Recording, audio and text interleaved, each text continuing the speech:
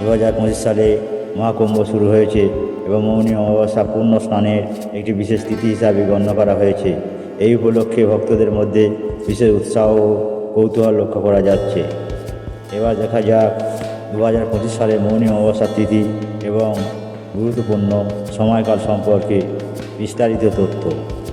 মৌনী অমাবস্যার তিথি হিন্দু ধর্মে অমাবস্যার একটি বিশেষ গুরুত্ব রয়েছে। 2025 সালে মৌনী অমাবস্যা পড়েছে 28 জানুয়ারি মঙ্গলবার। এই দিন বজরংবলীর পুজোর জন্য বিশেষ শুভ।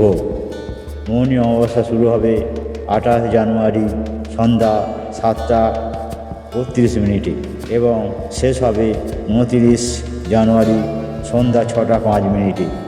ব্রহ্ম মুহূর্ত গুরুত্বপূর্ণ সময়কাল। 29 জানুয়ারি 2025 মৌন অমাবস্যার দিন ব্রহ্ম মুহূর্ত শুরু হবে ভোর 5:30 এবং চলবে সকাল 6:21 পর্যন্ত। এছাড়া লাভ চৌঘারিয়া তিথি সকাল 7:11 এবং অমৃত চৌঘারিয়া সকাল 8:31 থেকে 9:53 পর্যন্ত চলবে।